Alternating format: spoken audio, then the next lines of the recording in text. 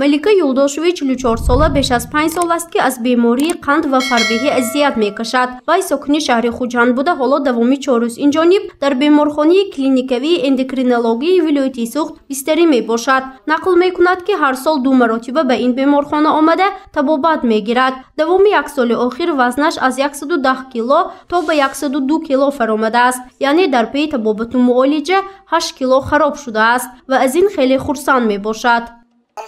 آنچه خراب شده که مثلا همین کوی گفته مثلا ریسپای گفته دادشم مثلا همه نبلدت کدام مثلا دیتای داشته و کدام نه آنچه خراب شده نشده که از خودم ناس میکنم با بعد از مثلا آبخود و کدام کمی گفتهشان کن راه میرم که ناس که میکنم همین بعد از آبخود بگویم خدا شدم بعد با کم فیزیکالتور کده که ناس که میکنم دارم میخورم وقتش به همین.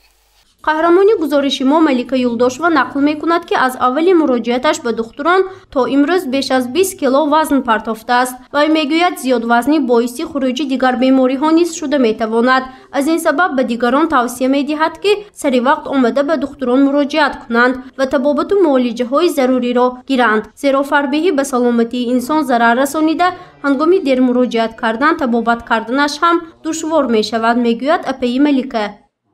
هر یک انسان باید که چقدر سلامتی خودشه یکمش اینکه کلاونی здоровье گفته برسه که مراجعت کردنشان دکار دکتر به اپی خودشانش نشان دکار سری فرزنده و سری مثال پدر و مادرشان به تن جانشان ساق باشه که آینده و با همش ناز میشه اشکال که یکم جو سلامتی بوده است. بنا به نقل دکتران مرکز کلینیکوی اندوکرینولوژی ولایت سوخت دوام 9 ماه سال جاری از طرف متخصصان ساحه در سطح ولایت همگی 7842 نفر بیماران با فربهی به قید گرفته شدند که این رقم خیلی کم ارزیابی کرده می شود، زیرا سالهای اخیر فربهی بین ساکنان شهر و نواحی ولایت روز از روز زیاد شده ایستاده است. از شماره عمومی فربهی در ولایت بین کودکان تا سن 14 ساله 521 نفر، نوروزان 216 نفر و کلانسالان 7110 نفر به قید گرفته شده است که این رقم در مقایسه به همین دوره سال گذشته 3213 حالت زیاد می باشد. این حال در ولایت سوخت زیاده از 7000 نفر از طرف مراجعت از طرف اون نفرانی که مراجعت میکنند زیاده از 7000 نفر در ولایت سوخت در قید ایستاده است، لیکن این کم می باشد. میخواستیم که اهالی بسیارتر مراجعت کنند و حرکت کنند که وزن زیاد نداشته باشند.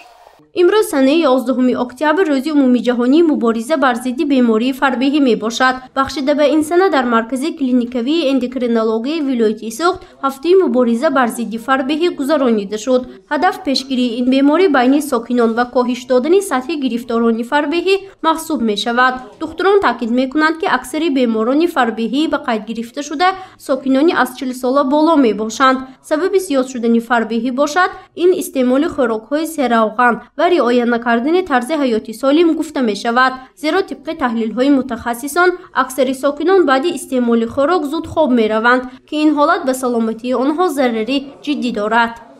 برای پیشگیری البته اهالی باید بسیارتر از گوشت، موادهای شیری، میوه و سبزیجات استفاده برند و در معیار معین. این رو دیتولوگ و اندوکرینولوگ به اهالی میفهمونند که به هر یک انسان مثلا چقدر کیلوکالری لازم است و از این حساب خوراک آنها رو به آنها فهمانده میدهند و فربهی به درجه یکم، دوم، سوم جدا می شود و از 24 تا 30 این وزن زیاد می باشد. از 30 بالا علاقه این فربهی حساب می شود، از 40 بالا فربهی درجه 3 می باشد. این را حساب می کنند و به هر یک انسان تشخیص خود را گذاشته طبیبان طبابت می کنند.